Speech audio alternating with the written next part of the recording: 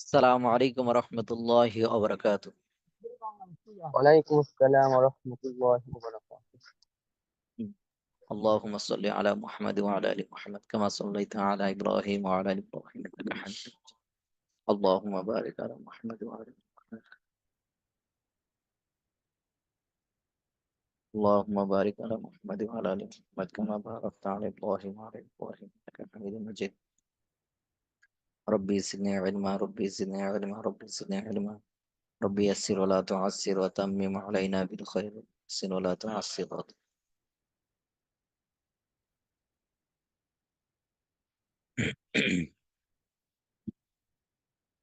الله لا إله إلا لا لا.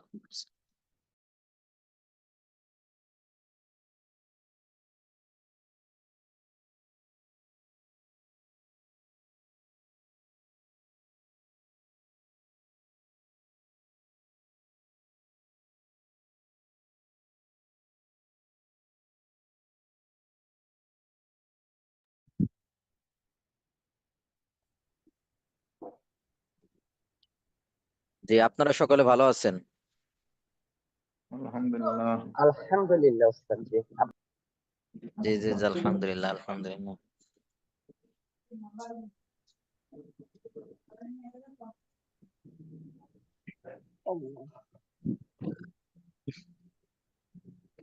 আপনারা পড়তেছেন বলেন? আমাদের কিন্তু শেষের দিকে না? আজকে কত নম্বর ফিখের?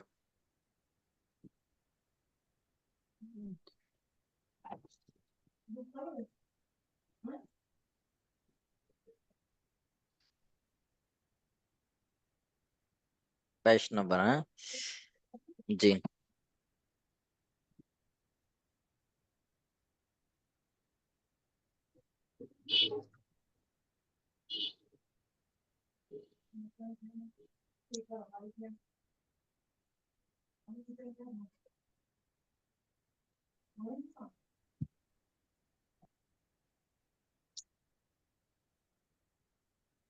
আল্লাহ। তাহলে আমরা আজকে যে আলোচনাটা থাকবে সেটা হলো খুবই সহজ আলোচনা।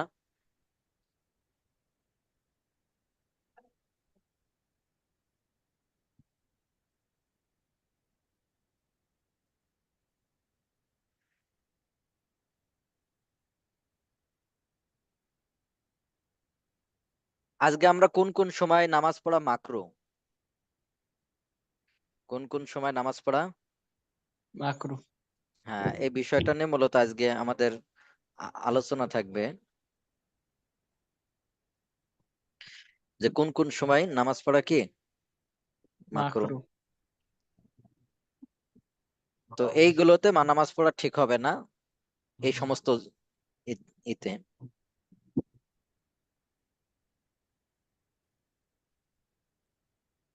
জি।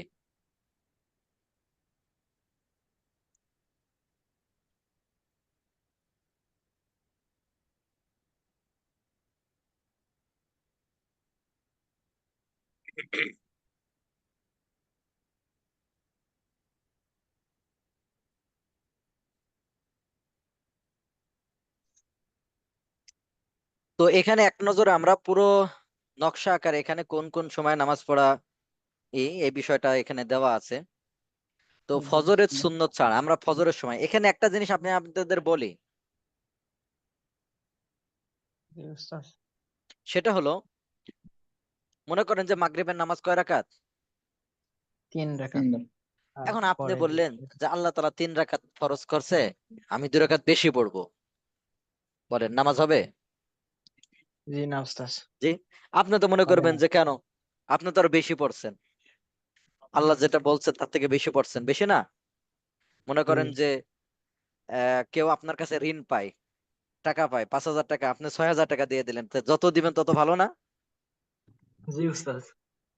কিন্তু আল্লাহ তাআলার ক্ষেত্রে এরকম না, কিন্তু যে আপনি নামাজ বলছে আল্লাহ তাআলা কত রাকাত, মাগরিবের নামাজ 3 রাকাত ফরজ, আপনি 3 বললেন রাকাত। না আমি ফরজ 3 রাকাত কেন পড়বো, আমি 10 রাকাত পড়বো, নামাজ হবে? হবে না। কারণ আল্লাহ তাআলা আমাদের থেকে চান হলো, কখনো দেখবেন এই যে কোরআন কারিমে আয়াত আছে, আল্লাহ তাআলা কোথাও আকসারু আমালা, আল্লাহ আমাদের থেকে বেশি আমল চান, এরকম কোথাও পাইছেন? আমরা মনে করি জি কিন্তু যে বেশি বেশি করতে পারলে কিন্তু মনে হয় খুব কামিয়াবি, বিষয়টা কিন্তু এমন না। আহসানু আমালা, আল্লাহ তাআলা যেটা বলতেছেন, আহসানু আমালা, অর্থাৎ কার আমলটা বেশি সুন্দর হয়, কার আমলটা কি বেশি সুন্দর বেশি হয়। সুন্দর হয়। যার কারণে দেখা যাবে একজন ব্যক্তি হাজার হাজার এরকম নামাজ পড়ছে, আর একজন 2 রাকাত একবারে খালেস নিয়তে পড়ছে, বাস এটাই বেশি হতে পারে। তবে ফরজ নামাজ তো পড়তে হবেই, এমন না তার মানে যে ফরজ আপনি পড়বেন না, এটা কিন্তু আবার এমন না, আমি নফলের কথা বলতেছি। ফরজ গুলো তো পড়তেই হবে, আহসানের সাথে ভালোর সাথে, এটা তো পড়তেই হবে। তাহলে এই যে এর দ্বারা আপনারা বুঝতে পারলেন, এর দ্বারা বুঝতে পারলেন যে আল্লাহ তাআলা আমাদের থেকে আমরা তার হুকুম কিভাবে মানে এই বিষয়টা চান। তাহলে আপনি 3 রাকাত নামাজের কাজ 5 রাকাত পড়লে হবে না, 4 রাকাতের কাজ 6 রাকাত পড়লে হবে না। হবে না। একটা টাইম মেনটেন আছে, একটা কি আছে, টাইম টাইম মেনটেন। মেনটেন। তাহলে সেদিন একজন বলতেছে দক্ষিণ কোরিয়া থেকে যে উস্তাদ আমি একটা কাজ করছি, কেমন হবে, আমার খুবই ব্যস্ত, আমি খুবই ব্যস্ত থাকি, তো আমি ফজরের পরে 5 মানে 5 ওয়াক্ত নামাজ পড়ে ফেলবো। ফজরের পরে কি করব? 5 ওয়াক্ত নামাজ পড়ে নেবে। ভাই এটা হবে? ভালো একটা না। আমার ওই কথা জি। মনে পড়লো, আমাদের এক সাথী পরে আর আলেম হতে পারে নাই, একটু দুষ্টু টাইপের ছিল। তো আওয়াজ করছে, বুঝতে পারছেন আওয়াজ মানে বুঝেন, মানে বায়ুর মাধ্যমে ওজু নষ্ট করছে। তো নামাজের আগে দেখি নামাজ পড়বে, তো জিজ্ঞেস করা হলো এই নামাজ পড়ছো, তোমার তো ওযু ভেঙে গেছে, ওযু করে আসো। আমি এরকম 10টা ওযু করে রাখছি, কেবল একটা নষ্ট হয়েছে, এখন 9টা আছে। কয়টা আছে এখনো? যে 9টা। মানে এরকম জাতীয় আর কি। তাহলে তাহলে বুঝেন, তো ওইরকম আল্লাহ তাআলা কিন্তু কি চান আমাদের থেকে, যে আমি ঠিক মতো আল্লাহর হুকুম পালন করছি কিনা এই বিষয়টা চান। তার মানে এমন না যে আপনি হলো আপনি হলো 2 রাকাতের কাছে 5 রাকাত পড়বেন, বিষয়টা এমন নয়। এমন না, বুঝতে পারছেন? জি।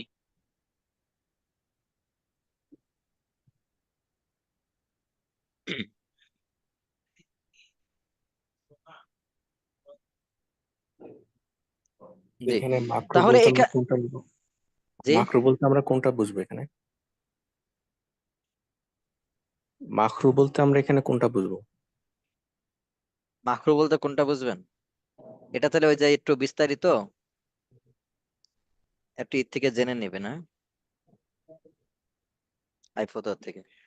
তো প্রত্যেকটা ধরে ধরে বের করা, এটা মাকরু বলতে একেবারে কোন ধরনের মাকরু, এটা একটু বিস্তারিত জেনে নেবেন। জি,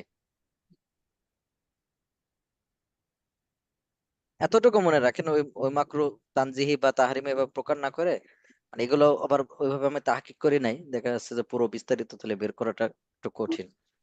জি।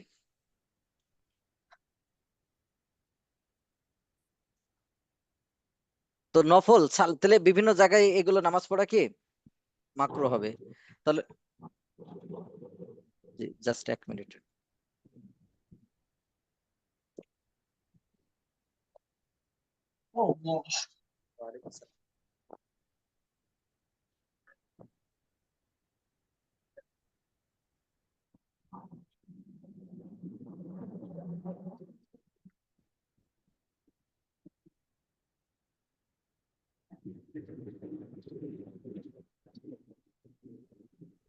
জি, তাহলে নিম্নোক্ত ক্ষেত্রে একটা লম্বা চড়া আছে, যে ফজরের সুন্নত ছাড়া, তাহলে রাসূল সাল্লাল্লাহু আলাইহি ওয়াসাল্লাম ফজরের নামাজের ক্ষেত্রে, ফজরের নামাজের ক্ষেত্রে একটা হচ্ছে তো রাত্রে কি পড়া, তাহাজ্জুদ পড়া, রাত্রে হলো তাহাজ্জুদ পড়া। তো তাহাজ্জুদের পরে যখন ফজরের রক্ত শুরু হয়ে যায়, তো তখন রাসূল সাল্লাল্লাহু আলাইহি ওয়াসাল্লাম শুধু 2 রাকাত সুন্নত পড়েছেন আর 2 রাকাত ফরজ পড়েছেন, অতিরিক্ত আর নামাজ পড়েন নাই। অতিরিক্ত কি করেন নাই? নামাজ আর পড়েন নাই। নামাজ কারণ পড়েননি। নফল বলেন সুন্নত বলেন এটা কখন পড়বে, এটা যা পড়বে তাহাজ্জুদের রক্ত পড়বে। তো রাসূল সাল্লাল্লাহু আলাইহি ওয়াসাল্লামের হাদিস থেকে এটা পাওয়া যায় যে রাসূল সাল্লাল্লাহু আলাইহি ওয়াসাল্লাম ফজর রক্ত যখন শুরু হয়ে গেছে, শুধু ফজরের 2 রাকাত সুন্নত পড়তেন আর ফরজ নামাজ পড়তেন, অতিরিক্ত নামাজ আর পড়তেন না। তো ফজরের সুন্নত ছাড়া সুবে সাদিক থেকে ফজরের ফরজ পর্যন্ত, তাহলে যখন ফজরের রক্ত শুরু হয়ে যাবে, কথা কথা রাত 4টার সময় রক্ত শুরু হয়ে গেলে ফজরের রক্ত, তাহলে ফজর পর্যন্ত এর মাঝখানে সুন্নত নামাজ পড়া যাবে না, শুধু এই ফজরের 2 রাকাত সুন্নত ছাড়া। তেমনি ভাবে ফজরের ফরজ থেকে সূর্যোদয় পর্যন্ত, তাহলে ফজরের ফরজ নামাজ পড়া হয়ে গিয়েছে, ফরজ নামাজ পড়া হয়ে গেছে, এরপর থেকে রাসূল সাল্লাল্লাহু আলাইহি ওয়াসাল্লাম হাদিসের ভিতরে পাওয়া যায় না, এটা নিষেধ আছে। আমরা ফিকে হানাফিতে আমরা বলি যে ফজরের নামাজের পরে সুন্নত নাই। সেই হিসাবে কারো যদি সুন্নত নামাজ কাজা হয়ে যায়, ফজরের নামাজ সুন্নত পড়তে পারে নাই, তাহলে আমাদের ফিকে হানাফি অনুযায়ী ওই নামাজটা হলো সূর্য ওঠার পরে পড়বেন। বুঝতে পারছেন?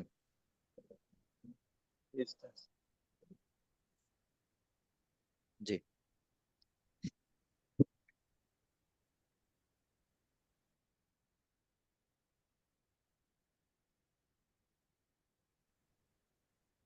আল্লাহ।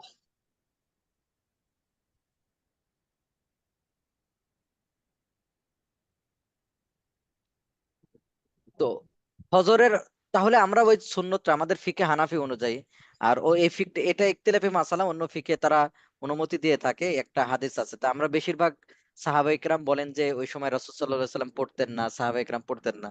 তো এরকম ভাবে পাওয়া যায় একজন পড়েছেন, সেই হিসাবে অন্য ফিকে আবার অনুমতি আছে। আমাদের ফিকে হানাফিতে হলো পরবর্তীতে ই করবে আর কি।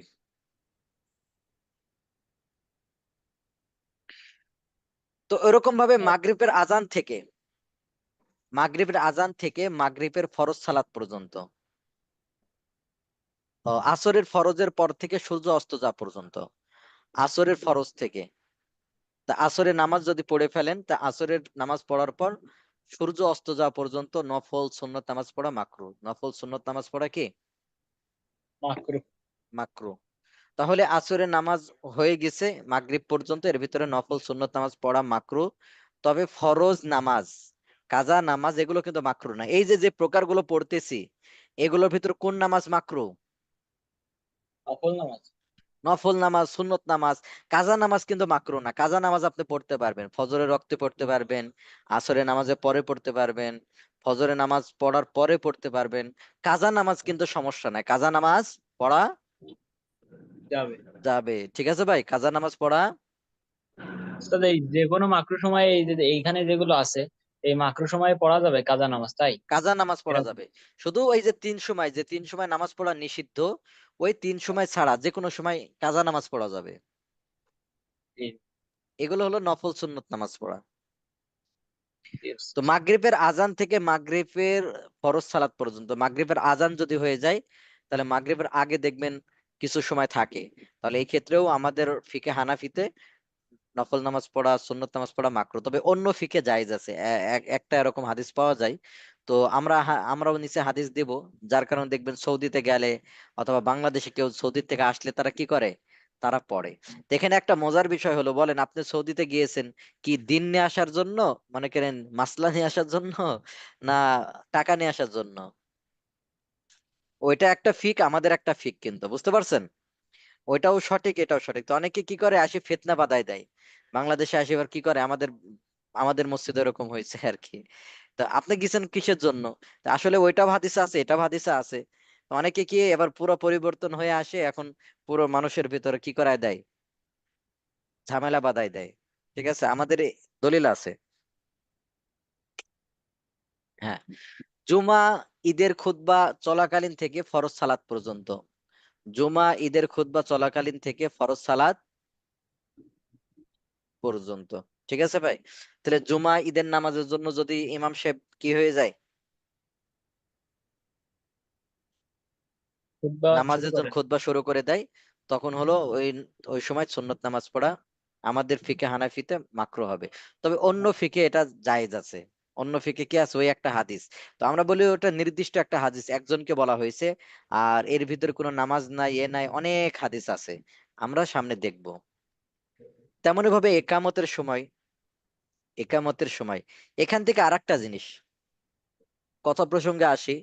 অনেকে দেখবেন হাদিসের ভিতরে একটা হাদিস যদি পান, তাহলে বিপরীত হাদিস আছে কিনা এই বিষয়টা কিন্তু আগে জানতে হবে।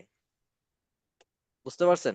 এমন যেন না হয় আমি একটা হাদিস জানলাম, জানার পর বললাম এই তো এর বিপরীত নাই, তাহলে এতদিন মনে হয় অমুকরা ভুল করে আসছে, অমুকরা কি করতেছে, ভুল করে আসছে। বিষয়টা কিন্তু এরকম না। হ্যাঁ, এর বিপরীতটাকে আপনাকে কি করতে হবে, এর বিপরীতটাও দেখতে হবে যে আসলে হাদিসে আছে কিনা। জি। একামতের সময়, তো যখন নামাজের জন্য একামত চলে ওই সময় সুন্নত নামাজ পড়া মাকরু, ঠিক হবে না। ঈদের সালাতের আগে ও পরে, ঈদের সালাতের আগে ও পরে ঈদগাহে পড়া, তো ঈদের সালাতের আগে সুন্নত নামাজ পড়া, পরে ঈদগাহেতে সুন্নত নামাজ পড়া, এগুলো মাকরু। আরাফা এবং মুস্তালিফায় উভয় ফরজ সালাতের মধ্যবর্তী সময়ে, আরাফা এবং মুস্তালিফায় উভয় ফরজ সালাতের মধ্যবর্তী সময়। আরাফার সময় আপনারা জানেন, আরাফাতে জানেন যে ওখানে জোহর এবং আসর কি করা হয়, এটা আমরা সামনে বিস্তারিত পড়বো, একত্র করা হয়। আরাফা মুস্তালিফাতে জোহর আসর মাগরিব এশা একসাথে পড়া হয়। তো মাঝখানে সুন্নত নামাজ পড়া বা অন্য নামাজ পড়া মাকরু হবে। ক্ষুধা এবং খানার প্রতি তীব্র চাহিদা নিয়ে, ক্ষুধা এবং খানার প্রতি তীব্র চাহিদা নিয়ে, দেখবেন অনেক সময় বাজার থেকে আসছেন, খুব ক্ষুধা লাগছে, তো অনেকে আমাদের ভিতর এটাই করে, মাঝে মধ্যে দেখবেন আমাদের ক্ষেত্রে হয়, আমরা তো মাসালা জানি, তো অনেক সময় দেখা যাচ্ছে একটু দেরি করে নামাজ পড়তে, দেখবেন অন্য কেউ সাধারণ মানুষ, হ্যাঁ হুজুর মানুষ, আমরা নামাজ পড়লাম আর হুজুর এই যে এখন বাইরে থেকে আসলো, নামাজে আসলো না বা নামাজই করলো না, এরকম বলে। তো আসলে ক্ষুধা প্রচন্ড, অনেক সময় ক্ষুধা লাগে, তো এই ক্ষেত্রে তো নামাজ পড়লে মাকরু হবে নামাজ। তো এই জন্য অনেকে দেখবেন যাকে খেয়ে তারপরে কি করে, নামাজ পড়ে।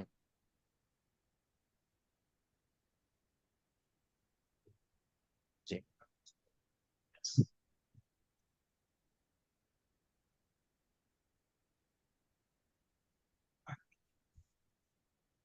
প্রস্রাব পায়খানা বায়ুর চাপ নিয়ে, প্রস্রাব পায়খানা বায়ুর চাপ নিয়ে নামাজ পড়া মাকরু হবে। সালাদ থেকে বিমুখকারী এবং খুশুখুজুতে ব্যাঘাত সৃষ্টিকারী বস্তুর উপস্থিতিতে, সালাদ থেকে বিমুখকারী, দেখবেন বিভিন্ন জায়গায় মসজিদে অনেক ডিজাইন করা হয়, এটাও মাকরু হবে। বলেন কোন যেন মসজিদে গেলাম, ফুল টুল এই জাতীয় কি কি আর্ট করে রাখছে, বলেন নামাজের ভিতরে নামাজ পড়বেন না ওইদিকে তাকাবেন, নতুন একজন গেলে এইদিক সেদিক তাকাবে না দেওয়ালে, যে অনেক সুন্দর ফুল আর্ট করা এ করা, হ্যাঁ? জি উস্তাদ। সেজন্য এরকম কোন নকশা না করা, ই যে ওইদিকে মন দিয়ে, এখন দেখা যায় নামাজের ভিতরে সে ওইদিকে তাকায় থাকবে, ওইদিকেই করবে, এটা তখন আবার মাকরু হয়ে যাবে, ওইদিকে কি হয়ে যাবে, মাকরু মাকরু হয়ে যাবে। হবে। জি। তো সালাতে খুশু খুজুর নষ্ট করে দেয় যে জিনিসই হোক, খুশু খুজুকে নষ্ট করে দেয়, এটা মাকরু হবে। দেখবেন অনেক সময় নামাজ পড়তেছেন, নামাজের ভিতরে এদিক সেদিক তাকাচ্ছেন, চিন্তা ভাবনা করতেছেন, এগুলো মাকরু হবে।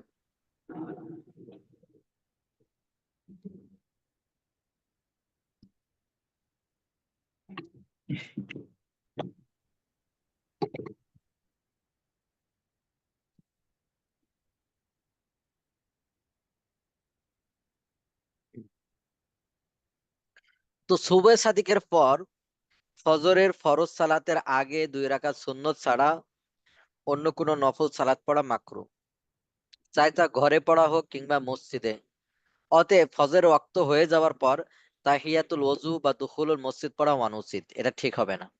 অনেকে মনে করে যে তাহিয়াতুল ওযু পড়তে বলা হয়েছে, অনেক সময় দেখবেন ফজরের নামাজের রক্তেও পড়ে, মাগরিবের আগেও পড়ে, এরকম করে, এটা করা যাবে না। ওই সময় তাহিয়াতুল ওযু হোক অন্য কোনো সুন্নত নামাজ হোক, এটা কি বলা হয়েছে, মাকরু বলা হয়েছে। তবে ফজরের সুন্নতের সাথে তাহিয়াতুল ওযু ও দুখুলুল মসজিদ সালাতের নিয়ত করে নিলে সে সওয়াব পেয়ে যাবে ইনশাআল্লাহ। এবং জামাতের সময় হওয়া পর্যন্ত বাকি সময় তাসবিহ, তাহলিল, দরুদ শরীফ ইত্যাদি পড়বে। তাহলে এই মাসালাটা তো অনেকে জানে না। তো আমরা অনেক সময় দেখবেন বাড়িতে গেলে বলে, "এ হুজুর দুখুলুল মসজিদ ফজরের সময় পড়তে দেখলাম না।" তো এই মাসালা যে জানে না যে এই দুখুলুল মসজিদের নামাজ কি করেছে, ফজরের ওয়াক্তের ফজরের সুন্নতের সাথে পড়ে ফেলেছে। একসাথে কি সুন্নত নামাজ নফল নামাজে একাধিক নিয়ত করা যায়, ফরজ নামাজে একাধিক নিয়ত করা যায় না, কিন্তু কিসের একাধিক নিয়ত করা যায়, সুন্নাত নফল হ্যাঁ সুন্নত নফল নামাজে একাধিক নিয়ত করা যায়। যায়, সুন্নত নফলে। তো হযরত হাফসা রাদিয়াল্লাহু তাআলা আনহা থেকে বর্ণিত, নবীজি সাল্লাল্লাহু আলাইহি ওয়াসাল্লাম বলেন, ইদা তলা আল ফাজরু, যখন সূর্য মানে ফজর উদিত হয়, ফজরের নামাজের টাইম হয়, লা ইউসাল্লি ইল্লা রাকাতাইনে, রাসূল সাল্লাল্লাহু আলাইহি সাল্লাম পড়তেন না তবে 2 রাকাত খফিফাতাইনে, শুধু 2 রাকাত পড়তেন। আর কোন কোন জায়গায় আছে যে রাকাতাইল ফাজরি, 2 রাকাত পড়তেন। তাহলে এই হাদিস দ্বারা বোঝা যায় যে রাসূল সাল্লাল্লাহু আলাইহি ওয়াসাল্লাম কি এই 2 রাকাত ছাড়া, সুন্নত ছাড়া আর ফরজ ছাড়া কি অন্য নামাজ পড়তেন না। তাহলে আল্লাহ রসুল চাইলে তো ওই জায়গায় পুরো নামাজ, খালি নামাজ পড়েই যেতেন, এরকম না। জি। তো ইমাম তিরমিজি রাহিমাহুল্লাহ তাআলা তিনি বলেন, অহুয়া মা আজমা আলাইহি আহলুল ইলমি, যে এর উপর সকল যারা বড় বড় আলেম আছেন তারা ঐক্যমত পোষণ করেছেন, কার এও এই ব্যাপারে অপছন্দ করেন, আইসাল্লির রজুলু বাদা তুলুল ফাজরি, যে ফজরের নামাজের রক্ত শুরু হয়ে গেলে ফজরের 2 রাকাত সুন্নত ছাড়া অন্য অন্য নামাজ পড়া, সুন্নত নামাজ পড়া, এটাকে মাকরুহ হিসাবে দেখে। এজন্য ফজরের নামাজের রক্তের সময় জিকির আজকার করবেন, কোরআন তেলাওয়াত করবেন, অন্য কিছু করবেন। সময় বলবেন উস্তাদ সময় আছে, ভাই সময় থাকলে তো ইসলামে তো একটা বিধান আছে যে আপনি কিভাবে কি করবেন। সময় আছে বলে তা বলে করে যাবেন।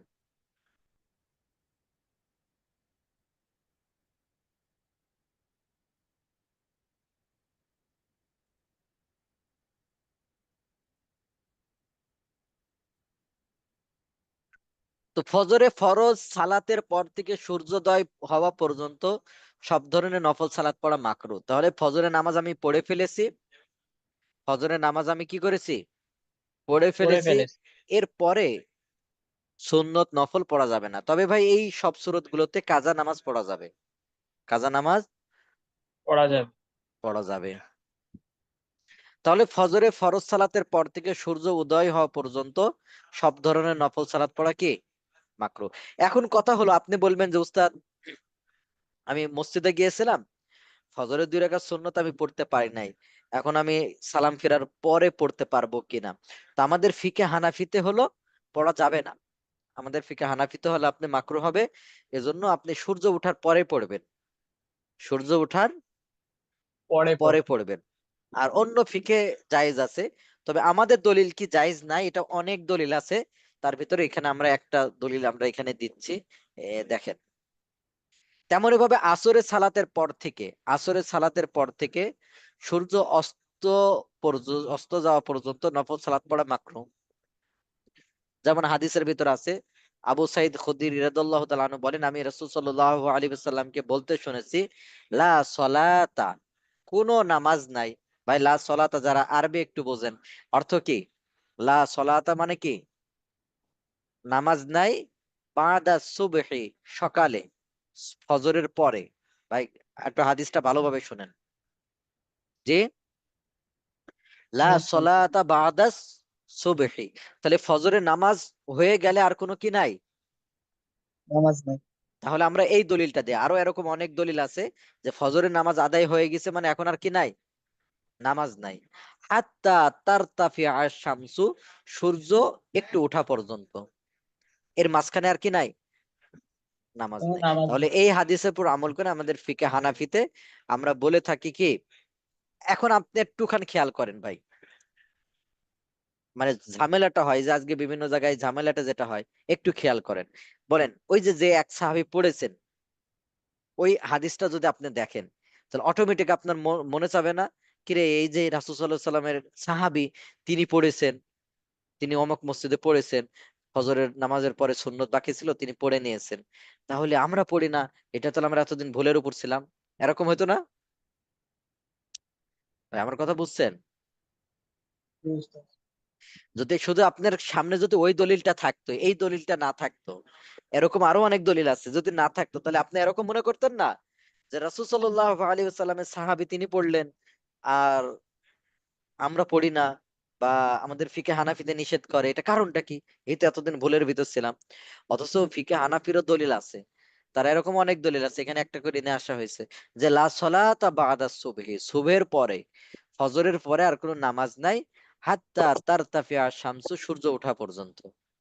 ওয়ালা সলাতা, আর ওরকম ভাবে নামাজ নাই বাদা আসরি, আসরের পরে, হাত্তা তাগিবা শামসু, সূর্য ডোবা পর্যন্ত। মাঝখানে এগুলো সুন্নত নফল এগুলো নামাজ নাই। পূর্বের প্রত্যেকটি মাকরুহ সময়ে ফজরের ওয়াক্তের শুরু থেকে ফজরের সালাত থেকে সূর্যোদয় এবং আসর থেকে মাগরিব, কাজা সালাত, জানাজা সালাত, সিজদায়ে তেলাওয়াত আদায় করা মাকরুহ নয়। তাহলে কাজা নামাজ পড়া যাবে, আসরের নামাজের পরে কাজা নামাজ পড়া যাবে। যাবে, জানাজার নামাজ পড়া যাবে। যাবে, সিজদায়ে তেলাওয়াত যাবে। বুঝতে পারছেন ভাই? জি। Yes. আবার কেউ যদি ওই দিনের আসরের সালাত সঠিক সময় পড়তে না পারে, তাহলে একটু খেয়াল করবেন। তাহলে আসরে আমরা জানি যে 3 সময় নামাজ পড়া নাই, তবে আসরের নামাজের ক্ষেত্রে একটু আলাদা। আসরের নামাজের ক্ষেত্রে কি একটু একটু আলাদা। আলাদা। সেটা কেমন? সূর্য ডুবার সময় আর কি। যেমন মনে করেন আজকে আমি কথার কথা বাইরে গিয়েছিলাম, তো আমি কোনো কারণবশত আসরের নামাজ পড়তে পারি নাই, তো সূর্য ডুবে যাচ্ছে এই অবস্থাতেও আসরের নামাজ আমি পড়তে পারবো। সূর্য ডুবে যাচ্ছে আর আমি এই অবস্থাতে আসরের নামাজ কি করতে পারবো? পড়তে পারবো। এটা আলাদা। কিন্তু ফজরের নামাজের ক্ষেত্রে কিন্তু আবার একটু আলাদা। আমাদের ফিকে হানাফিতে ফজরের নামাজে কিন্তু না, সূর্য ওঠার আগ সময় কিন্তু নামাজ পড়া যাবে না। আর আসরের নামাজটা ওই দিনের আসরের নামাজ, আপনি কাজা নামাজ পড়তে পারবেন না। সূর্য ডুবতেছে এই অবস্থায় কি করতে পারবেন না? কাজা নামাজ পড়তে কাজা পারবো। নামাজ পড়তে পারবেন না, কাজা নামাজ পড়তে পারবেন না, সুন্নত পড়তে পারবেন না। শুধু ওই দিনের আসরের নামাজ পড়া যাবে। সূর্য ডুবতেছে এই অবস্থা ওই দিনের আসরের নামাজ কি করা যাবে? পড়া যাবে। পড়া যাবে। পড়া যাবে। তাহলে আপনারা যে অনেক সময় সাধারণত দেখবেন এই সময় ব্যস্ততা বেশি থাকে, আসরের নামাজের সময় একটু ব্যস্ততা কি থাকে, বেশি থাকে না? অনেক সময় দেখেন বাজারে গিয়েছেন, কোথাও গিয়েছেন, হঠাৎ আপনার মনে নাই,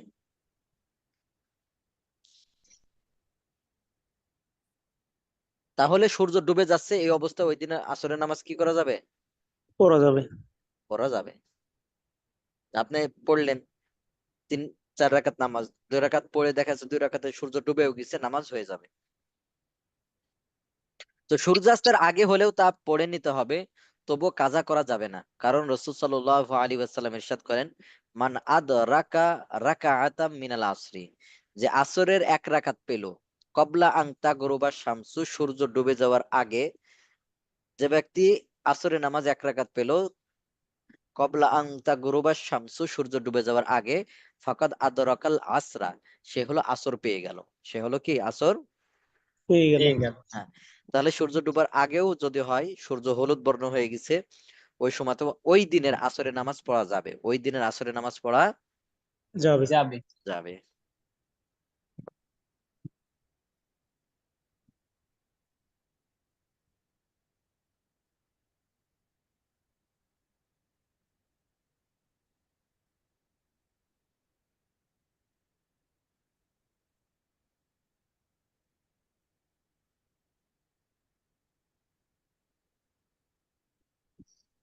এখন কথা হলো যে মাগরিবের আজানের পরে নামাজ আছে কিনা। আমাদের ফিকে হানাফিতে নামাজ নাই মাগরিবের আজানের পর। মাগরিবের আগে দেখবেন অনেক জায়গায় 2 রাকাত পড়ে, অনেক জায়গায় পড়ে না। তো ওইরকম এক সাহাবার থেকে দলিল পাওয়া যায়, হাদিস আছে পড়ার কথা। কিন্তু আমাদের ফিকে হানাফিতে বলে না, ও তো এক সাহাবীর থেকে পাওয়া যায়। আমরা রাসূল সাল্লাল্লাহু আলাইহি ওয়াসাল্লাম ইরশাদে আছে, নিষেধ করেছেন। রাসূল সাল্লাল্লাহু আলাইহি ওয়াসাল্লাম নিষেধ করেছেন। এজন্য আমাদের ফিকে হানাফিতে মাগরিবের আজান হয়ে গেলে মাগরিবের নামাজের আগে 2 রাকাত যে সুন্নত তাহিয়াতুল ওযু বলেন বা অন্যান্য সুন্নত, এটা পড়া মাকরুহ হবে, এটা পড়া যাবে না। ঠিক আছে ভাই? জি ভাই। এটা দলিল কি?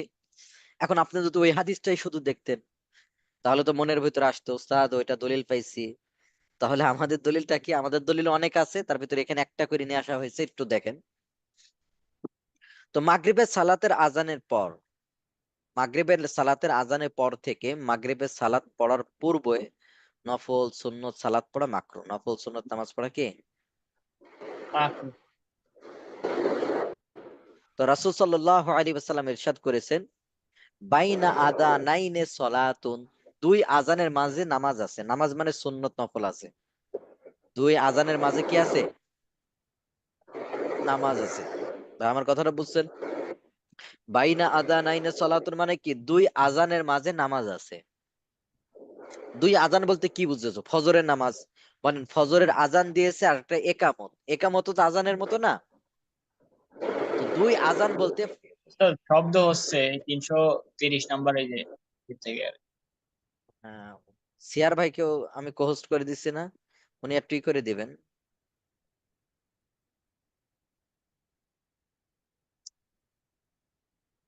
যারা সিয়ার ভাই আছেন, আমি তো করে দিচ্ছি কোহোস্ট। আর কেউ আছেন সিয়ার ভাই? নাই ওস্তাদ। হ্যান্ড রেজ করেন।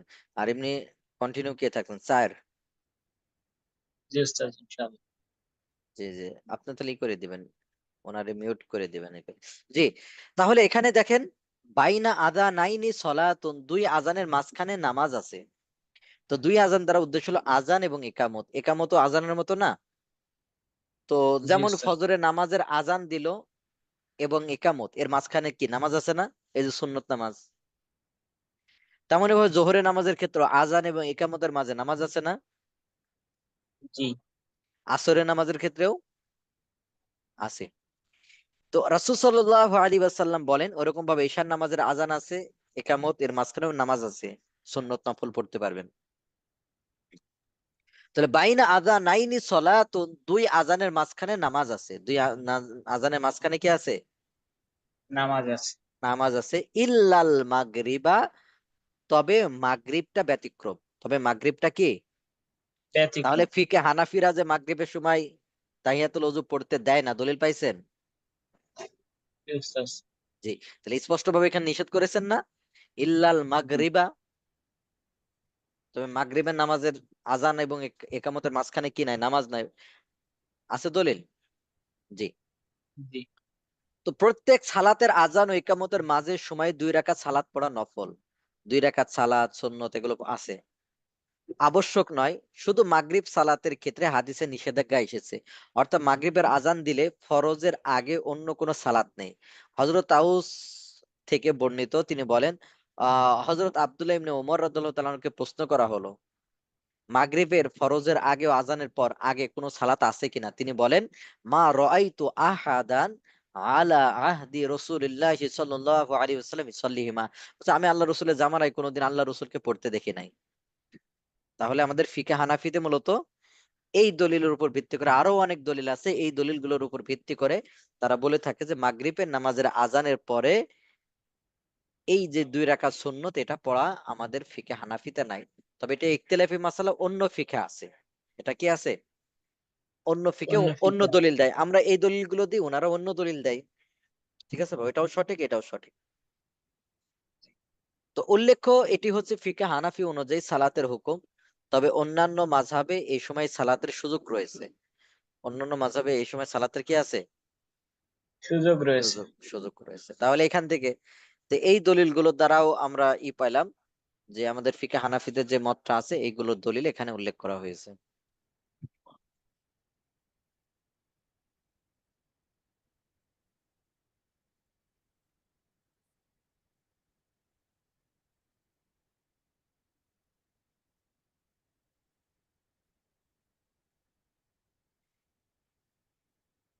তো ইমাম যখন জুমার ঈদের খুতবার জন্য দাঁড়িয়ে যাবে, খুতবা দেওয়া শুরু করে যাবে, তখন আমাদের ফিকে হানাফিতে, এটাও ইখতিলাফি মাসালা, হ্যাঁ, আমাদের ফিকে হানাফিতে তাহলে অন্য কোন নফল নামাজ সুন্নত নামাজ আর পড়া যাবে না।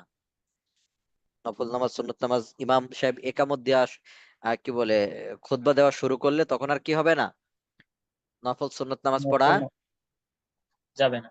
যাবে না। এটা আমাদের ফিকে হানাফির মত। তবে অন্য ফিকে যাবে, অন্য ফিকে যাবে, এটা ইখতিলাফি মাসালা। তো আমাদের আমাদের ক্ষেত্রে যে যাবে না, তার দলিল কি, কোন দলিল আছে কিনা? যদি আপনি শুধু ওই দলিলটা দেখেন তাহলে বলবেন কি, যে ফিকে হানাফির মনে হয় দলিলই নাই। হ্যাঁ, জি শুধু ওই দলিলটা দেখেন যে রাসূল সাল্লাল্লাহু আলাইহি সাল্লাম এক সাহাবাকে বলছে, এই তুমি নামাজ পড়ছো? কয় না। নামাজ পড়ো। পরে নামাজ পড়তে বলে, সে সাহাবী নামাজ পড়ছেন খুতবা চলাকালীন। তো আমরা যে ফিকে হানাফিতে, তারা যে নামাজ পড়া, নফল নামাজ ওই সময় পড়তে নিষেধ করে, এটার কারণটা কি? এর দলিল কি? এই দলিলটা একটু দেখেন। হযরত নুবাইশা হুজালি রাসূল সাল্লাল্লাহু আলাইহি ওয়াসাল্লাম থেকে বর্ণনা করেন যে আন্নাল মুসলিমা ইযা ইগতাসালা ইয়াউমাল জুমআতি, যখন মুসলমান সে জুমার দিন গোসল করলো, সুম্মা আকবালা ইলাল মাসজিদি, অতবার মসজিদে আসলো, লা ইউযি আহাদান, কাউকে কষ্ট দিল না। কাউকে কষ্ট দেওয়ার উদ্দেশ্য হলো ঠেলায় ঠেলে গেল না। আমরা যাই না, দেখবেন আমাদের একটা বদ অভ্যাস আছে। আমাদের কি জি আছে? স্যার। দেখবেন বদ জুমার অভ্যাস। নামাজে আমরা পরে যাব, এবার ঠেলায় ঠেলায় কিভাবে এসির ভিতর হয় না, এসির ভিতর কিভাবে ঢোকা যায়। হ্যাঁ, শরীরের এই যে উপর দিয়ে আজকেও, ঢুকে যায়। হ্যাঁ হ্যাঁ, এই যে আজকেও এক জায়গায় নামাজ পড়তে কিছু এরকম হয়েছে। তো এসির রুম আগে হয়ে গেছে, আমরা একটু পরে গিয়েছি। তো একজন বলতেছে আমরা তাহলে ভিতরে এদিক ঢুকে বসে থাকি এক কোনাতে, একজনের সামনে, পরে কাতারে দাঁড়ায় গেলাম। যে এটা দরকার কি? এসির ভিতরে এতক্ষণ থাকতে পারলাম এসি ছাড়া, এইটুকের ভিতর ঠেলায় ঠেলে একটা দেখতেও কেমন লাগে না? একজনের সামনে গিয়ে আপনি এখন এরা বসে থাকলেন, কেমন লাগে না? তা বললাম উপরে যাই, এসি দিয়ে এখন পড়তে হবে বিষয়টা এমন না, উপরে যাই, পরে পড়লাম। তো এরকম আর কি। তো আপনারা জানেন একজন প্রেসিডেন্ট বাংলাদেশের যখন ক্ষমতায় ছিল, ওই সময়তে এইভাবে যেতেছিল, পরে একজন বড় আলেম তিনি কি করছিলেন, ধমক দিয়েছিলেন, এই ওখানে বসো। তো আমরা হলে দেখতাম ওই ইমাম সাহেবের আউট করে দিতাম, দিতাম না? জি উস্তাদ। কিন্তু করে নাই, পরে মাপ চাইছে আরো, প্রেসিডেন্ট। হ্যাঁ, পরে কি জি। পুরুষ প্রেসিডেন্ট, পুরুষ, হ্যাঁ, মহিলা না। মহিলা তো নামাজ পড়তে যাবে না, ঠিক আছে না? এই জন্য পুরুষের ভিতর কয়েকজন গিয়েছে না আমাদের বাংলাদেশ থেকে, গত হয়ে গেছে, যারা মারা গিয়েছে, এদের ভিতরে একজন আর কি, তারে ধমক দিয়েছিল খতিব সাহেব, দিয়ে বসায় দিয়েছিল এই ড্যাঙ্গায় যাওয়ার জন্য। আসলে তারও দোষ ছিল না, কারণ যখন দেখে যে প্রেসিডেন্ট যাচ্ছে, অটোমেটিক আপনি কি কাতার করে দিবেন না, ফাঁকা করে দিবেন না? জি। জি, এরকম আর কি। তো এইভাবে কষ্ট দেওয়া, এই জন্য কষ্ট দেওয়া যাবে না। হ্যাঁ, নামাজে যেখানে ফাঁকা জায়গা আছে ওখানে বসবেন, আপনাকে এই যে ঠেলায় ওই জায়গায় যাওয়ার দরকার আছে? না। ফাইল্লাম ইয়াজিদিল ইমামা, যদি ইমামকে না পাই, খরাজা, বের হয়েছে, সল্লা, নামাজ পড়বে, মা বাদা আলাহু, যা মন চাই। অর্থাৎ ইমাম সাহেব এখনো খুতবা দেওয়া শুরু করে নাই। না, কোন প্রেসিডেন্ট আমি নাম বলবো না, ঠিক আছে? নাম বললে আবার বলবেন উস্তাদ ওর তো এই খারাপ গুণ আছে। তো ভালো গুণও অনেক আছে, ঠিক আছে? এখানে একজন জিজ্ঞেস করতেছে, আমি তো নাম বলছি এখানে। না। জি, নাম বলবো না। জি, তো খরাজা সল্লা মা বাদা আলাহু, তাহলে ইমাম সাহেব যদি তিনি নামাজে না দাঁড়ায় যান, তাহলে নামাজ পড়বে। ওয়াইন ওয়াজাদাল ইমাম, খুব ভালো করে শুনেন, ওয়াইন ওয়াজাদাল ইমাম কদ খরাজা জালাসা, যদি ইমাম সাহেব মেম্বারে বসে যায়, ইমাম সাহেব যদি কিসে বসে যায়, মেম্বারে বসে বসে যায়, যান। ফাস্তামা, খুব মনোযোগ সহকারে শুনবে। ইস্তেমা বলা হয় ইমাম সাহেব যেটা বলবে সেটাই শুনবে। বলেন আপনি এবার না সুন্নতে দাঁড়ায় গেলে কি মনোযোগের সাথে শুনতে পারবেন? না উস্তাদ। হ্যাঁ, তাহলে হাদিসে বলতেছে কি, ইমাম সাহেব যদি, তাহলে নামাজ পড়ার কথা কখন বলা হলো? ইমাম সাহেব যদি খুতবা শুরু না করে তখন আপনি মন চায় 100 200, এখানে কিন্তু লিমিট বলে নাই, লিমিট বলেছে 100 200 আপনি যা পারেন আপনি নামাজ পড়েন, সমস্যা নাই। যদি খ- ইমাম সাহেব খুতবাতে না দাঁড়ায়। কিন্তু ওয়াইন ওয়াজাদাল ইমামা কদ খরাজা, যদি ইমাম সাহেব দাঁড়িয়ে যায় খুতবাতে, ফাস্তামা আলা, ফাস্তামা, মনোযোগের সাথে খুতবা শুনবে, ওয়া আনসাতা, খুব ভালো করে শুনবে, চুপ থাকবে। বলেন, তাহলে আপনি যদি নামাজে দাঁড়ান এগুলো হবে? তাহলে এখানে স্পষ্ট না যে যদি ইমামকে খুতবায় না পান তাহলে মন চায় যত নামাজ পড়বে না, ইমাম সাহেব খুতবা পেলে আর কি করবে না, নামাজ না পড়ে কি করবে, মনোযোগের মনোযোগ সাথে সহ। শুনবে। পাইছেন? দলিল পেয়েছেন? জি, পেয়েছি উস্তাদ। জি। হাত্তা ইয়াকজিয়াল ইমামু জুমাতাহু ওয়া কালামাহু, ইমাম সাহেব জুমা পড়াই শেষ করে ফেলবে। ইল্লাম ইউগফার লাহু ফি জুমাতিহি তিলকা যুনুবুহু কুল্লুহু, বুঝতে পারছেন? আন তাকুনা কাফফারাতাল লিল জুমাতি আল্লাতি ক্বাবলাহা, তাহলে যদি এইভাবে সে নামাজ পড়তে থাকে, এভাবে যদি করে, হ্যাঁ, তখন তার ওই পুরো এক সপ্তাহের গুনাহ কাফফারা হয়ে যায়, সবকিছু মাফ হয়ে যায়, আল্লাহ তাআলা কি করে দেন, মাফ করে দেন। ঠিক আছে ভাই? এখানে একজন প্রশ্ন করেছেন যে উস্তাদ বাংলায় কথা বললে আপনি পড়তে পারেন, সুন্নত নামাজ কি করতে পারেন? পড়তে পারেন। এখান থেকে বর্তমানে আরেকটা মাসালা, সেটা হলো যে খুতবা কিসে দিবে? ইমাম সাহেব খুতবা আরবিতে। কিসে দিবে? তা আরবিতে, আমাদের বাংলাদেশে কিন্তু আবার কেউ কেউ বাংলার কথা বলতেছে যে বাংলাতে দিবে খুতবা। তা আমি আপনাকে বলবো, একটু খেয়াল করেন, রাসূল সাল্লাল্লাহু আলাইহি সাল্লামের জামানায় আল্লাহ রসুল সাহাবাই কেরামকে দূর দূরান্ত পাঠাইছে কিনা? পারস্য জি, সহ আরো বিভিন্ন জায়গায় গিয়েছে না? গেছে। কোন জায়গায় আজ পর্যন্ত সাহাবাই কেরাম কোন জায়গায় তিনি ওই দেশের ভাষাতে খুতবা দিছেন? এরকম কোন দলিল আছে? আমার কাছে পাওয়া যায়নি আর কিছু। জি। তাহলে আমাদের বাংলাদেশে এক শ্রেণীর লোক, আরে ভাই একটা জিনিস চলে আসছে, অযথা আপনার বিভেদ সৃষ্টি করার দরকার আছে না? আপনি পারেন না, তাহলে আপনাদের কি করতে পারেন না? আরবি পারেন না? আপনার দরকার কি এগুলো? এগুলো দরকার একটা দলিল দেখাতে পারবে যে তাহলে তো সাহাবে কেরাম যখন কি পারস্যে গিয়েছে তাহলে ফার্সি ভাষায় বলতো, খুতবা না দিয়ে কি বলতো? ফার্সি ভাষায় ফার্সি দিচ্ছে। ভাষা বলতো। এরকম খুতবাটা পাওয়া তো যায় ওয়াজিব, কোথাও? ওয়াজিবটা তো আরবিতেই করতে হয়। হ্যাঁ, তেমনই ভাবে তাহলে নামাজের ভেতরেই করব, দোয়া করা, যেমন আমরা আত্মাহিয়াতে পড়ি না, এটা একটা তো দোয়ার মতো না? তারপরে আপনার দোয়া মাসুরা পড়ি, তাহলে আমরা বাংলায় বলবো আল্লাহ আমার এইটা দাও, ওইটা দাও, ওইটা দাও, আল্লাহ ওইটা দাও, এরকম দোয়া করবো। হ্যাঁ, হুম, হুম, করা যাবে নামাজের ভেতর? তখন বলবেন যে আরবি লাগবে, তখন বলবেন কি আরবি লাগবে। আরবি। তাহলে এতদিন আরবি তো চলে আসছে, সাহাবায়ে কেরাম কেউ করে না, তাবিঈরা কেউ করে না, হঠাৎ করে আপনি বলতেছেন কি নিজে কিয়াস করে যে আল্লাহ রসুল দিয়েছেন, খুতবা ভাষণ দিয়েছেন, এটা কিসে দিয়েছেন? আরবিতে, কারণ তারা সৌদি আরবের। আমরা বাংলায় দেব। আমরা কি দেব? বাংলায়। ওস্তাদ কয়, তারা খুতবাটাকে ভাষণ মনে করে। হ্যাঁ ভাষণ মনে করে। বলেন বাংলাতে যদি আপনি আয়াতের অনুবাদ পড়েন, তা আপনার এই যে প্রতিটা অক্ষর অক্ষরে সওয়াব হবে?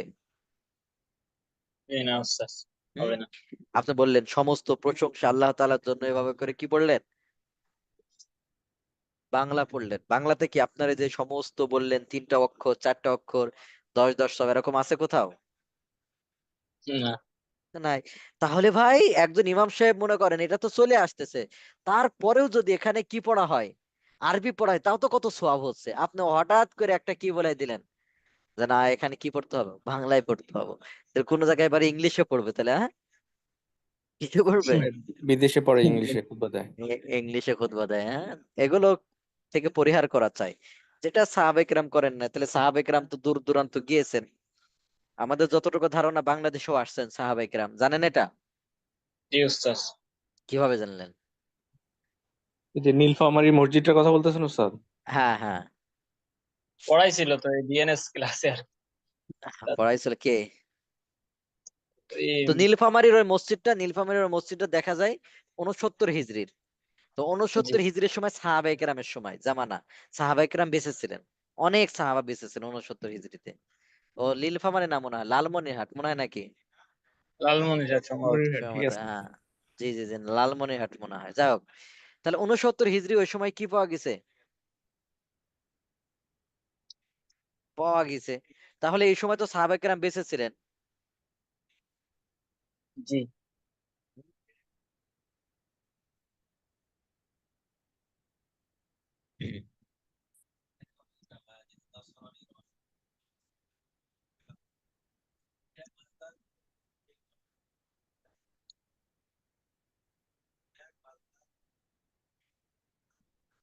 জি, তাহলে ওরকম আর কি।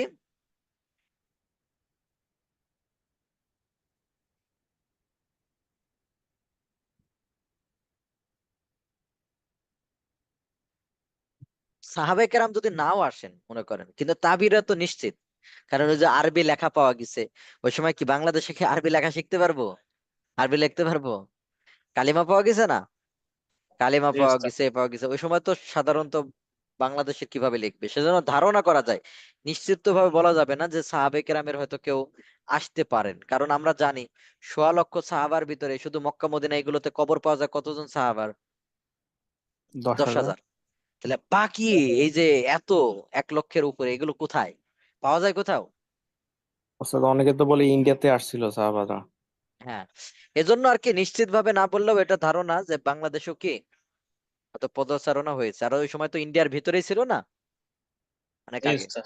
জি, এই তো দলিল জি গেল। উস্তাদ। এরপরে দলিল হলো হযরত উরা রাদিয়াল্লাহু তাআলা আনহু বলেন, ইযা ক্বাদাল ইমামু, যখন ইমাম বসবে, আলাল মিম্বারি, মিম্বারের উপর। যখন ইমাম সাহেব কোথায় বসবে? মেম্বারের উপর। হ্যাঁ,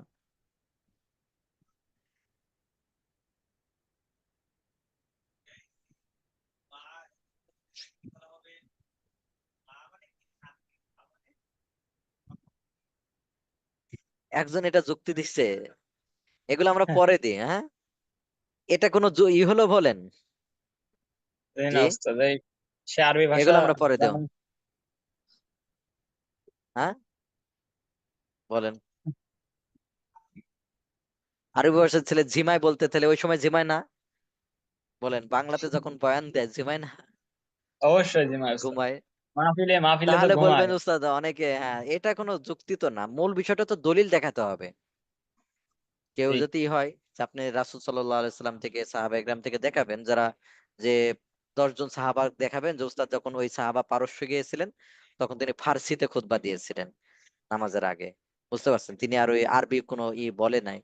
তো অমুক সাহাবা যখন ইন্ডিয়াতে আসছিলেন, কথার কথা, তাহলে তিনি হিন্দিতে কি করেছেন, খুতবা দিয়েছে। এরকম যদি হয় তাহলে দেখালে, তাহলে আমরা অবশ্যই এটা মেনে নেব।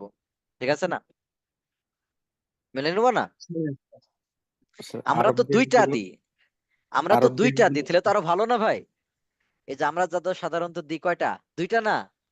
একটা হলো বাংলাতে দিই, যেটা বোঝার জন্য, যে আপনি যেটা বলছেন এটা বুঝছে, যে আজকে আমরা এই আলোচনা করবো এটা বোঝানোর জন্য বাংলাতে দিই, প্লাস আবার আরবিটাও দিচ্ছে। তাহলে বলেন, আপনি যদি ধরেও নেন যে ওই মতটা আছে, কেউ কেউ বলেন, তাহলে কোনটা উত্তম হবে বলেন? সেফ জোন, জি, আমরা দুইটাই নিরাপদ জোন। করতেছি না? জি।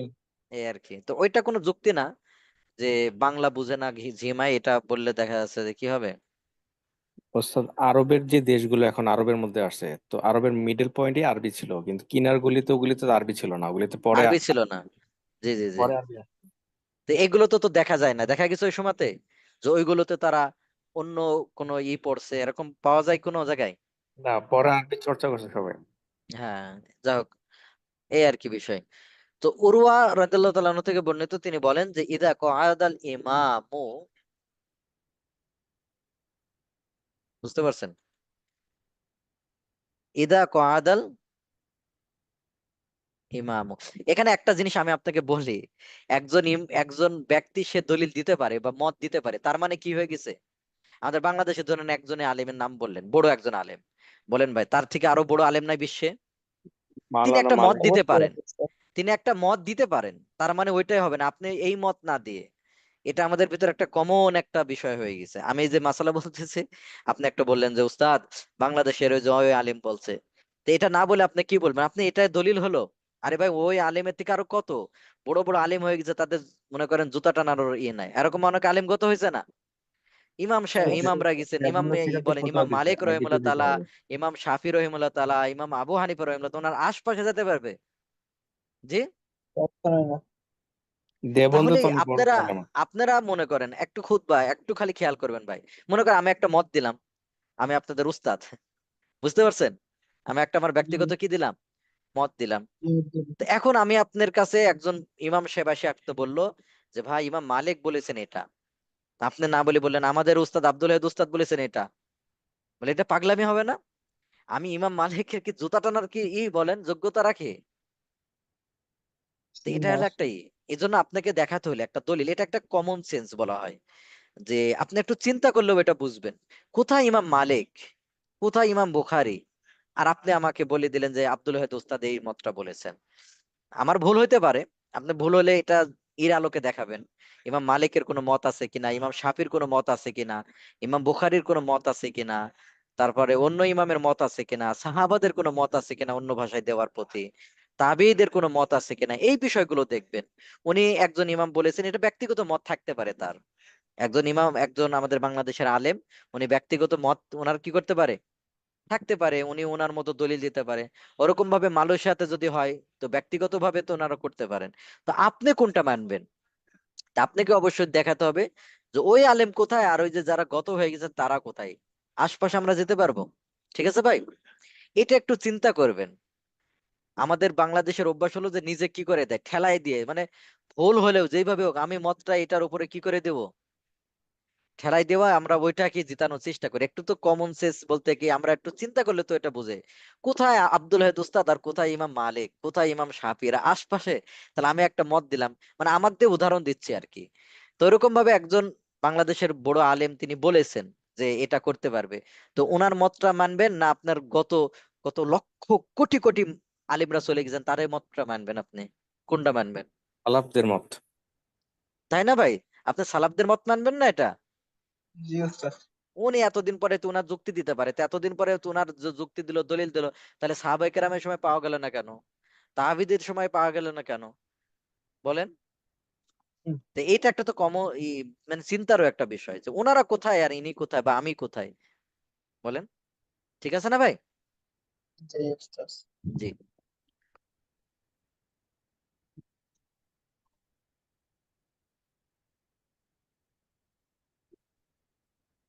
কেউ যদি ওনার মতটা মানেন তাহলে মানতে পারেন, সমস্যা নাই, ওনার অনুযায়ী মানলেন, ওনার দলিল অনুযায়ী মানলেন। বাকি আমাদের সারা পৃথিবীতে এখনো সকল ওলামা একরাম এখনো ঐক্যমত পোষণ করেছেন যে এগুলো কি দিবে, বিচ্ছিন্ন এক দুইটা মসজিদ আপনি পাইতে পারেন যেখানে হয়তো শুধু ওই দেশের ভাষাতেই খুতবা দেওয়া হয়, এটা বিচ্ছিন্ন মত আপনি দেখতে পারেন, হ্যাঁ। বাকি পুরো ইতে কিসে দিয়েছে, সব আরবি আরবি। ভাষায়, হ্যাঁ। তো মাসিক একামতের দর্শন। সময়, জি এটা খণ্ডন করছে, মতটাকে ভুল প্রমাণ করছে মাসিকার কাউসারে আমাদের মালিক জি জি, হুজুর। হ্যাঁ আপনারা দেখলে এটা দেখতে পারেন, এজন্য আমি বললাম একজনের মত থাকতে পারে ভাই, একজনের মত আপনি নিয়ে এখন সেটা কি করবেন? উনি যে সবই করছে সবই সঠিক, হ্যাঁ, এটা তো কেউ কোনো আলেম দাবি করবে না, কিন্তু ভুল হইতে পারে না। দেখবেন জি ইমাম অন্যান্য যত ইমাম আছে বা বড় আলেম দেখবেন শেষকালে অনেক মাসালা থেকে রুজু করে, রুজু একটা ইয়ে আছে যে আমার আগে আসলে এটা ভুল ছিল, আমি কি করেছি এটা, এটাই সঠিক, আসলে এটা সঠিক না, এরকম আছে। এই এই জিনিসটা জানেন তো নাকি? জি উস্তাদ। এটা জানেন? এটাই আব্দুল মালিক সাহেব হুজুরও বলেন, যেই হোক, যত বড় আলেম হোক, দেখবেন অনেক মাসালা থেকে কি হয়, এটা ইমামদের ভিতরেও আছে যে আগে আমি এরকম দিতাম, তো এখন দেখি নাই এই জিনিসটা এরকম, বুঝতে পারছেন? তাকি উসমানী সাহেব বলেন, সারা পৃথিবীতে যত বড় বড় আলেম আছে, তাহলে বলেন, তো হয়তো আপনি যার নাম নিচ্ছেন হয়তো উনি অনেক মাসালা তিনি কিন্তু আবার কি হয়েছে, আল কাউসারে দেখবেন লেখা আছে অনেক বিষয় উনি আবার কি হয়েছে, রুজু করছেন, অর্থাৎ এই মাসালাটা আগে ছিল, এটা ওনার মত না। আপনি এখানে এখন এই যে অনলাইনে ছড়াই গেছে, এখন বলবেন যে পেয়েছি, কিন্তু উনি যে ওই মাসালা থেকে কি হয়েছে, রুজু করছে, এই জিনিসটা তো আপনার জানা নাই। রুজু বলা হয় অর্থাৎ ফিরে আসছে। এটা আমরা সামনে ইতে পড়বো আমরা, আপনাদের শেষ সেমিস্টারে এটার উপর আলাদা ক্লাসে আছে, তখন আরো বিষয় স্পষ্ট হবে। তখন তো ওই মাসালা থেকে তিনি ফিরে আসলেন, তাহলে আপনার কি হবে? হ্যাঁ, জি। হুম। তবে ফজরের সুন্নতের অত্যাধিক গুরুত্বের কারণে একামতের পরও মসজিদের কোনো কোণে তা আদায় করতে বলা হয়েছে। তো ফজরের নামাজের ক্ষেত্রে যদি দ্বিতীয় রাকাত পাওয়া যাওয়ার পুরোপুরি সম্ভাবনা থাকে, এটা কোন কোন নামাজের ক্ষেত্রে? ফজরের ফরজ। ফজর। ফজরের নামাজের ক্ষেত্রে বহু সংখ্যক সাহাবি তাবি থেকে এমন পাওয়া যায়, কেউ কেউ হয়তো ফজরের সুন্নত যদি জামাত দাঁড়ায় দেয় তিনি আর পড়তেন না, আবার কেউ কেউ কি করেছেন, পড়েছেন, এই সম্পর্কে এরকম দলিল পাওয়া যায়। ঠিক আছে ভাই? যেমন আবু মুসা জি আশারি উস্তাদ। রাদিয়াল্লাহু তাআলা আনহু থেকে বর্ণিত, কুফার গভর্নর সাইদ ইবনে আজ তাকে হুযায়ফা আব্দুল ইবনে মাসউদ কে ফজরের সালাতের আগে ডাকলেন। তারা কাজ শেষে তার কাছ থেকে বিদায় নিলেন। ইতিমধ্যে ফজরের সালাতের একামত শুরু হয়ে গেছে। ইবনে মাসউদ রাদিয়াল্লাহু তাআলা আনহু মসজিদের একটি খুঁটির আড়ালে ফজরের 2 রাকাত সুন্নত পড়লেন, যেটা আমরা করি, একটা খুঁটির আড়ালে এক পাশে করি। তারপর জামাতে শরীক হলেন। তারপর জামাতে কি হলেন? শরীক হলে। শরীক হলেন। বুঝতে পারছেন? আবু মিজলাস থেকে বর্ণিত, তিনি বলেন, আমি ফজরের জামাত চলা অবস্থায় ইবনে আব্বাস ও ইবনে ওমরের সঙ্গে মসজিদে প্রবেশ করলাম। ইবনে ওমর জামাতের কাতারে প্রবেশ করলেন, আর ইবনে আব্বাস রাদিয়াল্লাহু তাআলা আনহু ফজরের 2 রাকাত সুন্নত পড়লেন, তারপর জামাতে শরীক হলেন। তাহলে কেউ কেউ পড়েছেন, কেউ পড়েন নাই। রাসূল সাল্লাল্লাহু আলাইহি ওয়াসাল্লাম, আপনারা মুজাদালা, সূরা মুজাদালা পড়ছেন? জি, সূরা মুজাদালার ভিতরে দেখবেন এক মহিলা আসছে, ইয়া রাসূলুল্লাহ আমার এই মাসালা, তা আল্লাহ রাসূল বলতেছেন এই হয়ে গেছে। তো পরে আল্লাহ তাআলা কোরআনে নাজিল করেন, কোরআন নাজিল আয়াত নাজিল করেন, পরে আল্লাহ রসুল কি করে, ভুল বুঝতে পারে যে না আমার আগের মাসালাটা দেওয়াটা কি ছিল,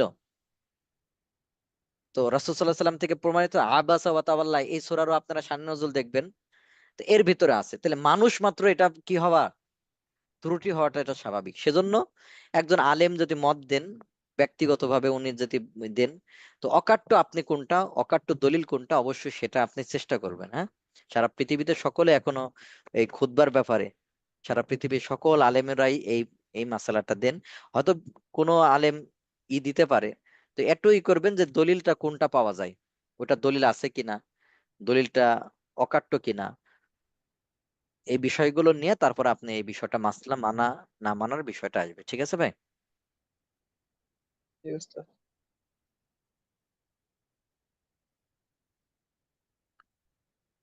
জি।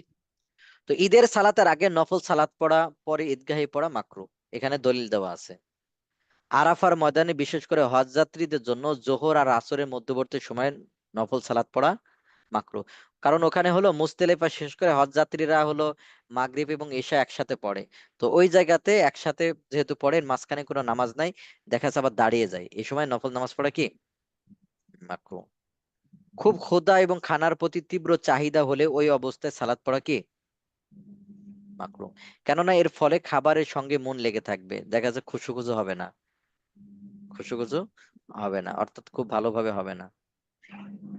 প্রস্রাব পায়খানার চাপ নিয়ে নামাজ পড়া মাকরুহ হবে। প্রস্রাব পায়খানার চাপ নিয়ে নামাজ পড়া কি মাকরুহ হবে। মাকরুহ। ওরকম ভাবে এমন কোন বস্তুর উপস্থিতিতে যে বস্তু সালাদকে বিমুখ করে ফেলে, যে বস্তুকে কি করে সালাদকে বিমুখ করে, যে বললাম এমন হইতে পারে যে ফুল আছে বা অন্য কিছু আছে, তো এরকম নিয়ে নামাজ পড়া কি হবে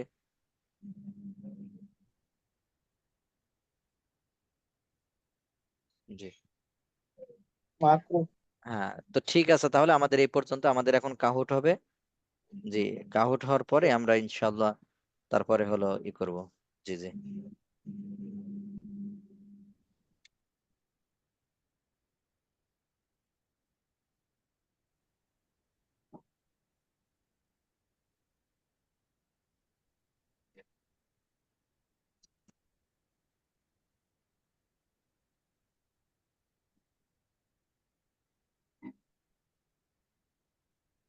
ওস্তাদ 3 মিনিট সময় আছে, 9:30 তো।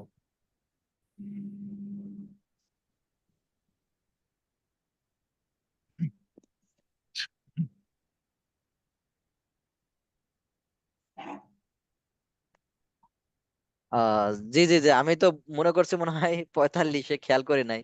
তো ঠিক আছে, তাহলে আজকে থাক।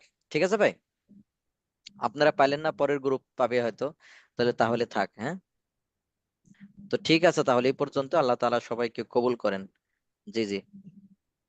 আসসালামু সুবহান। আলাইকুম। উস্তাদ, আসসালামু জি জি। আলাইকুম রহমতুল্লাহ। আমার একটা প্রশ্ন ছিল। কষ্ট পেলাম উস্তাদ, মানে কি বুঝাইছেন? মানে আমি আপনার কষ্ট দিচ্ছি না, তাই? কাহুর দিতে জি পারে নাই, জি। কাহুর দিতে পারলো না আর কি স্যার, ওইটা। না কাহটের জন্য কষ্ট পেলেন, না ওই যে আমি কথা বলছি হয়তো কষ্ট পাইছেন, কোনটা? কাহুরটাই হবে হয়তো। 804। হ্যাঁ, ওনারা একটু আনমিউট করে দেন দেখি। এটা হলো ভাই মাসলা মাসাইল। ঠিক আছে ভাই, মাসলা মাসাইলের ক্ষেত্রে দেখা যাচ্ছে যে আমরা যেটা করব সেটা দিব, দেখা যাচ্ছে ইখতিলাফ এটা থাকবে, এটা স্বাভাবিক। হ্যাঁ, ওনারা একটু আনমিউট করে দেন। 804। জি। আসসালামু আলাইকুম ওস্তাদ। ওয়ালাইকুম আসসালামু সালাম আলাইকুম ওস্তাদ। ওয়ালাইকুম সালাম ওয়া রাহমাতুল্লাহ। জি, আপনি জি ওস্তাদ। কিসের জন্য কষ্ট পেলেন বলেন? ওস্তাদ কাহুট নিলেন না, তাবারকের ও সুযোগ হইলো না, কষ্ট ও, পাইলাম। তাবারকের জন্য, তাও ভালো। আমি মনে করলাম যে হয়তো আমি এই যে মাসালাটা বললাম এ কারণে হয়তো কষ্ট পেলেন কিনা। না না ওস্তাদ, আফওয়ান, তা না। জি জি। ওস্তাদ আমি কিসে আসতে চাচ্ছিলাম, ওই যে ইসলামিক দাওয়া ইনস্টিটিউটে আসার ইচ্ছা করতেছিলাম, তো ওস্তাদ কিভাবে কি করবো আমার একটু আমার যদি সাথে বলতেন। যোগাযোগ করেন, তাহলে আমার নাম্বারটা নিয়ে যোগাযোগ করেন। জি জি। ওস্তাদ আমি ওই আপনার কিসের নাম্বারটা নেওয়া হয়নি, আমার একটু যদি বলতেন। ওই যে আপনার সিয়ার ভাইদের কাছে আছে, সিয়ার ভাইদের কাছ থেকে নিয়ে নেন। হ্যাঁ, আচ্ছা ওই ওস্তাদ, গ্রুপ থেকে। ইনশাআল্লাহ। হ্যাঁ জি জি। ঠিক আছে, আর তাহলে এই পর্যন্ত। আল্লাহ তাআলা সবাইকে কবুল করেন। ওস্তাদ জি, জি জি। আমার একটা প্রশ্ন ছিল ওস্তাদ। সময় তো নাই, বলেন। আমরা যে এই যে নামাজ মসজিদে যখন যাই জামাত ধরার জন্য, অনেক সময় একামত দেয়, তো তকবিরুল্লাহ ধরার জন্য সুন্নত না করে জামাতে শরীক হলে তো কোনো আমাদের সমস্যা আছে কিনা? ফজরের নামাজটা সুন্নত পড়বেন, অন্যগুলো জামাতে দাঁড়ায় যাবেন। হুম। জি জি ওস্তাদ। ফজরের সুন্নতটার গুরুত্ব অনেক বেশি। তো ঠিক আছে তাহলে ভাই, তো ঠিক আছে ভাই, এ পর্যন্ত। আল্লাহ তাআলা সবাইকে কবুল করেন। সুবহানাল্লাহ। আসসালামু আলাইকুম।